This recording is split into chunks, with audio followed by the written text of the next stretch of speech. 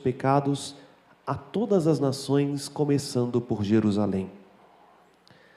Vós sereis testemunhas de tudo isso. Palavra da salvação.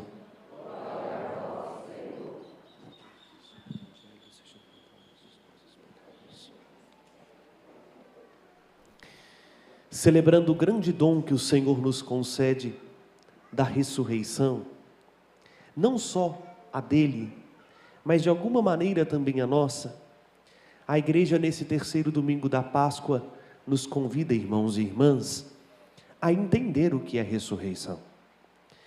Alguns têm uma ideia muito equivocada, ou acham justamente que a ressurreição é algo simbólico do pensamento, uma figura de linguagem. Insistentemente nós vimos no Evangelho que Jesus precisa convencer que a ressurreição aconteceu na carne. É esta a razão da nossa fé e ao mesmo tempo o motivo da nossa esperança.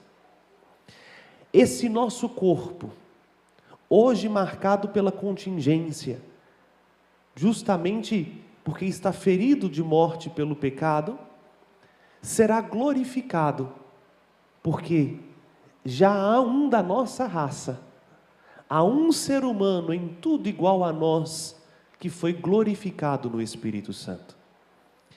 A ressurreição não é algo etéreo, não é algo do pensamento, não é um sentido bonito, simbólico de falar de um modo de ressignificar os nossos traumas, os nossos sofrimentos.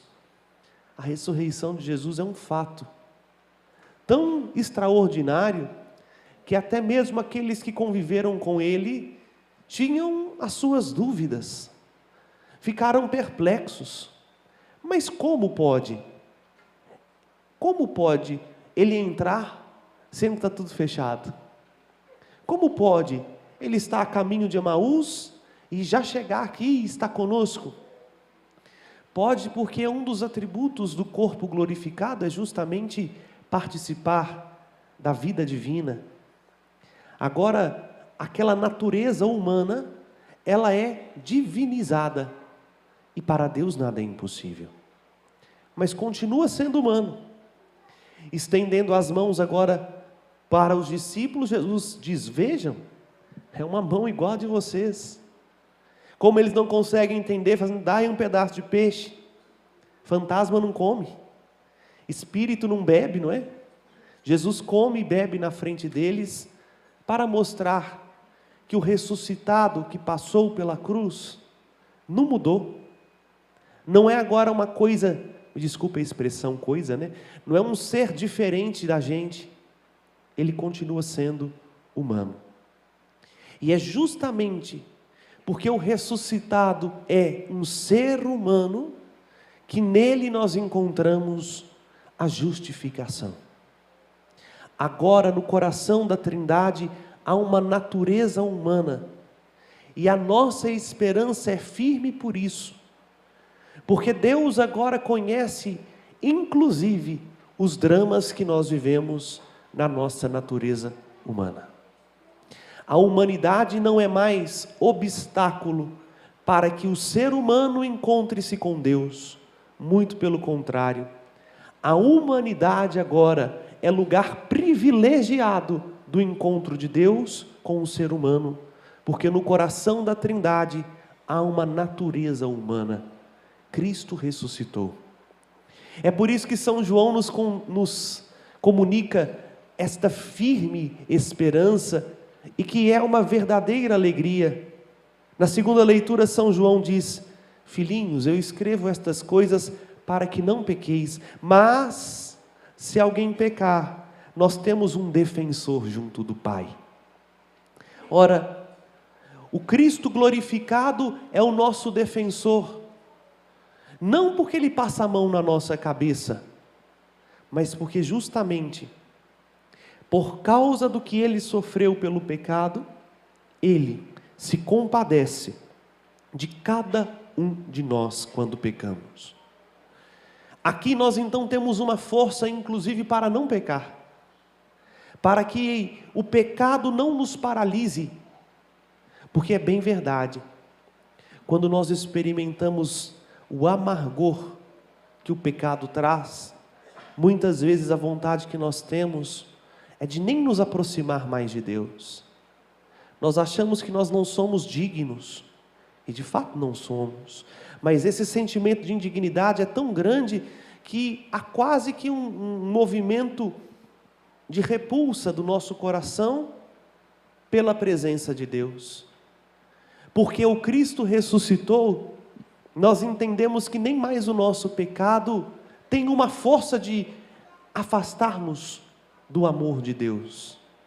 Por isso, se alguém pecar, temos um defensor. Nele nós encontramos uma força para que a gente volte com ainda mais vigor, com ainda mais entusiasmo para o coração do nosso Pai. Que grande notícia o Senhor nos concede.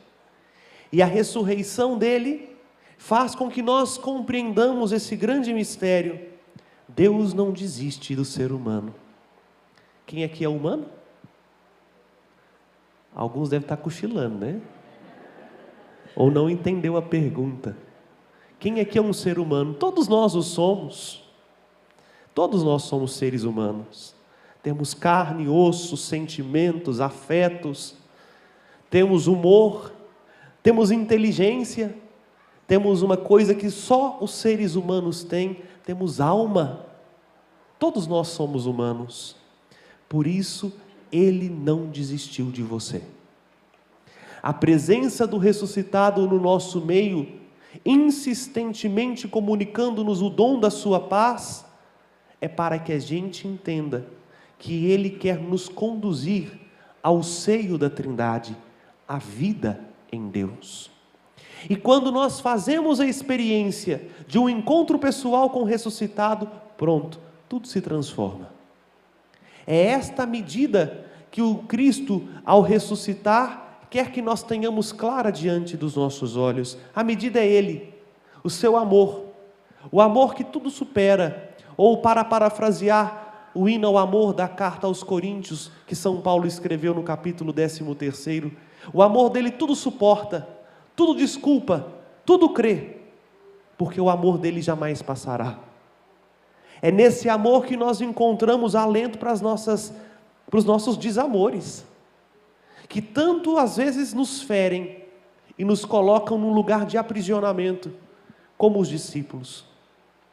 É interessante pensarmos que os discípulos estavam fechados. Ora, quando é que a gente se fecha? Quando justamente nós estamos machucados, seja no corpo, seja na alma. O movimento quase que natural da nossa parte é, se ter alguma ferida, é fazer quase um caracol, não é? Curvar-nos em nós mesmos, fechar-nos. Tanto é que quando as pessoas estão passando pelo dilema tão doloroso da depressão, um dos movimentos dela é o quê? Se trancar, fechar-se no seu mundo, que se resume muitas vezes num quarto escuro. Ali, para ela e ela mesma, e não quer mais ninguém, numa tentativa de ou curar, ou fazer com que aquela dor não aumente. Jesus entra justamente no lugar onde está fechado. O ressuscitado não tem medo de se misturar com as nossas escuridões. Ele não tem medo de se fazer próximo quando a gente não quer ninguém próximo. Justamente para que, sendo presença na nossa vida, nós entendamos o grande amor com o qual Ele nos amou. E entendendo esse amor, o movimento se torna justamente oposto. Uma vez que nós temos o nosso coração abrasado pela presença do ressuscitado, a gente sai das nossas prisões. A gente sai de onde estávamos fechados, porque nos tornamos melhores? Não. Porque tomamos consciência de que somos piores. Mas sendo tão, me desculpe a expressão, tão ruins, Jesus não desistiu da gente. E se não desistiu da gente, esse amor precisa ser compartilhado. Por isso o evangelho de hoje termina com um imperativo para os apóstolos, mas que é também uma ordem para mim e para você hoje. Vós sereis testemunhas de tudo isso. Tudo o que Ele fez por nós. Quando? Ora, quando a gente tiver o nosso coração aberto pela graça da sua paz, pelo dom do Espírito Santo, que Ele nos comunica largamente quando temos a coragem de tocar na sua humanidade. Aqui eu termino dizendo, não tem outro jeito de sermos salvos, senão pela humanidade de Jesus. Por isso não existe vários caminhos à salvação. Um só é o caminho, o Cristo. Não tem como chegar ao Pai se não for por Ele, pela humanidade de Jesus. Eu sei que tem uma turma na igreja que quase vira do avesso quando o padre diz isso, porque tem aversão à humanidade. Acha que a humanidade é um problema, não é? Já disse aqui algumas vezes de algumas pessoas que ouvi uma vez rezando assim: Senhor, tira de mim tudo que é humano. Impossível, nem se Ele te matar. Porque somos humanos. E a humanidade nunca foi um problema. O problema é o pecado. O problema é que o pecado nos desumaniza. E a gente normalizou o pecado e não a humanidade. Quando nós falamos em ser humano, nós não podemos falar de ser humano depois de que Adão comeu o fruto do pecado. O ser humano verdadeiro é antes de Adão ter comido o fruto do pecado. Criado como Deus o fez, no amor e para o amor. O pecado nos desumaniza. O pecado faz com que a gente se torne animais, me desculpe a expressão, mas é isso mesmo. Vivendo só para os nossos instintos, vivendo de uma maneira muito egoísta, fechado só no nosso horizonte. Mas o amor de Deus nos humaniza, nos plenifica na nossa natureza. Porque não pense você também que quando você morrer e for salvo, você vai virar anjinho. Tem gente que acha que é isso, né? Que quando a gente morrer e chegar na vida eterna, vamos ganhar até um par de asa. Não, não. Nós não somos anjos. Nós somos humanos. Deus não vai mudar a nossa natureza, nem mesmo pela morte. E por isso, o único caminho de salvação é o Deus que se fez homem. É o ressuscitado.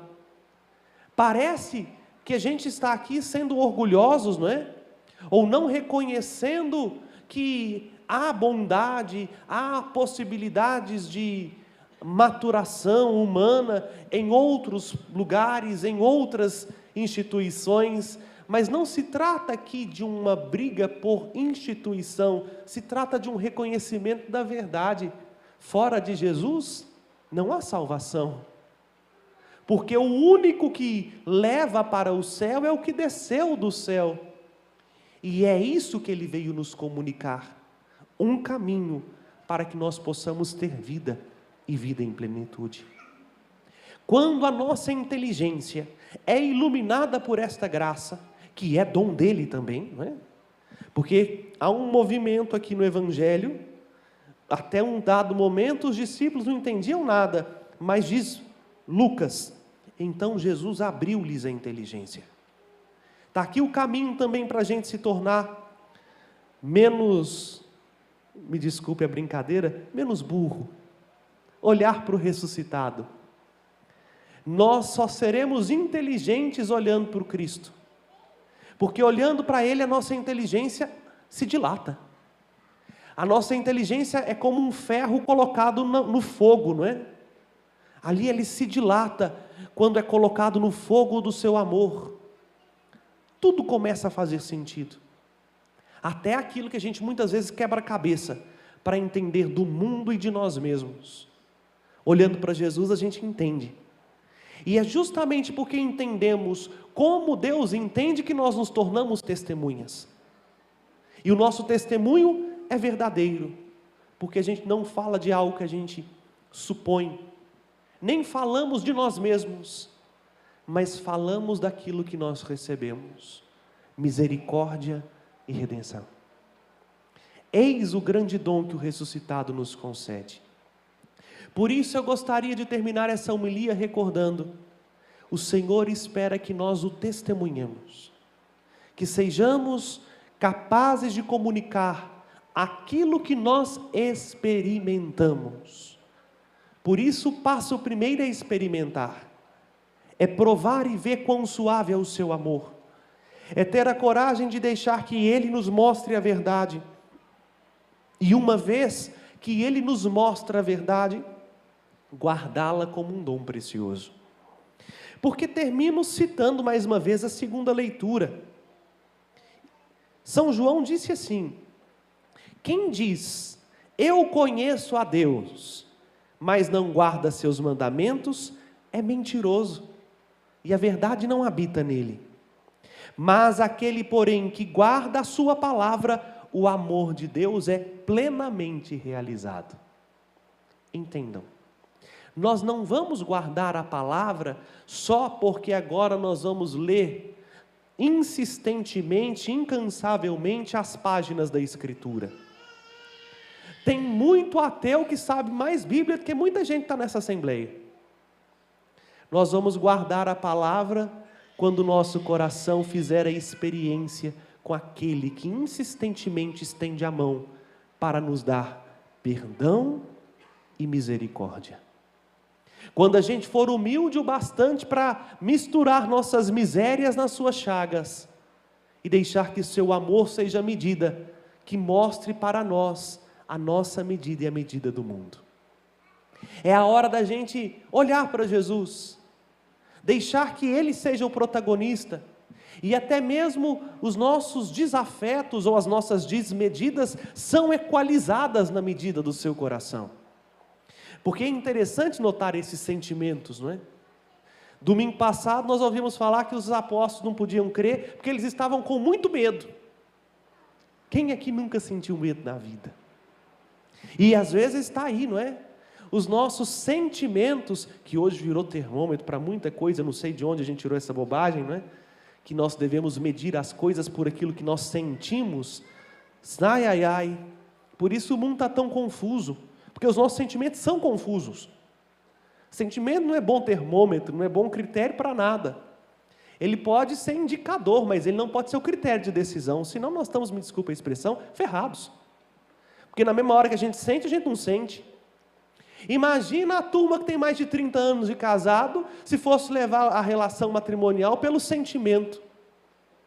Não durava 2 meses, né? Porque tem hora que o sentimento é de voar no pescoço. E não é sempre que vai ter o sentimento dos coraçõezinhos subindo assim, não é? Os sentimentos nos ajudam a entender, mas eles não são a decisão. E por isso mesmo, só o ressuscitado consegue equalizar nossos sentimentos. Domingo passado os apóstolos estavam com medo.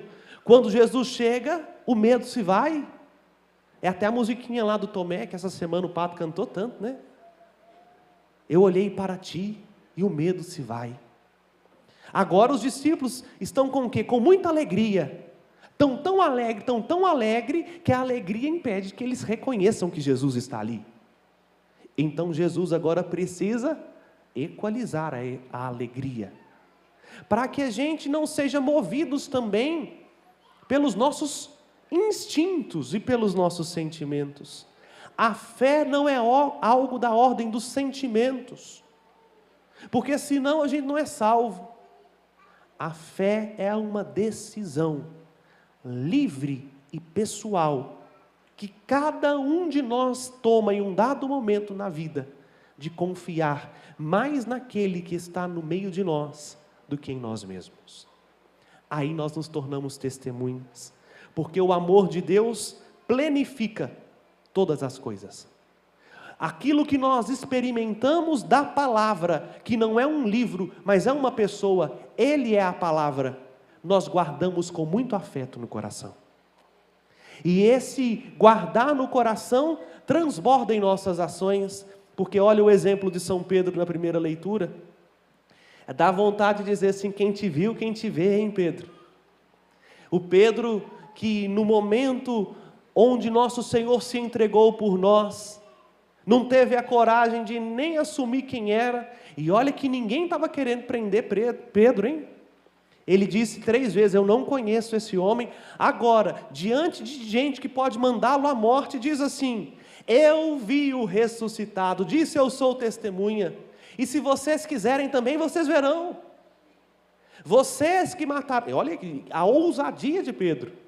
Está diante dos sumos sacerdotes, os mesmos que mandaram matar Jesus. E Pedro quase que pôs o dedo na cara deles assim, vocês mataram Jesus, mas não se preocupe, tem jeito para vocês também, aceitem esse amor de Jesus, aceitem que Ele ressuscitou, e a vida de vocês vai ser transformada. O que mudou no coração de Pedro? Pedro olhou nos olhos do ressuscitado, a inteligência de Pedro dilatou-se, e por isso tudo aquilo que ele viveu com a palavra, com Jesus, agora se transforma em motivo para que ele leve também para os outros.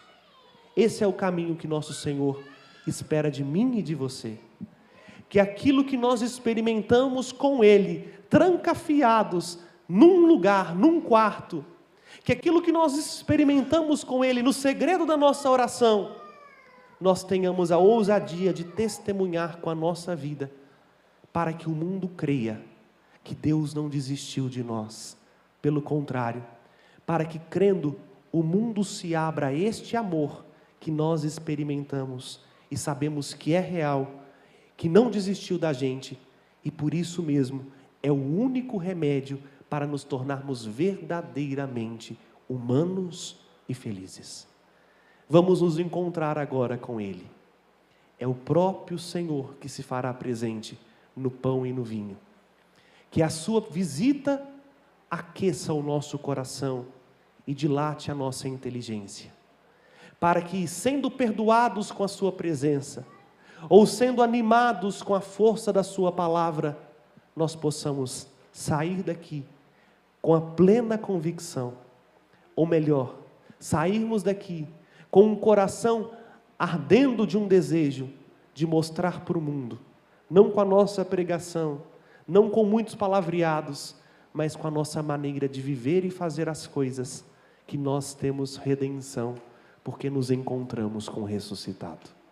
Louvado seja nosso Senhor Jesus Cristo. Professemos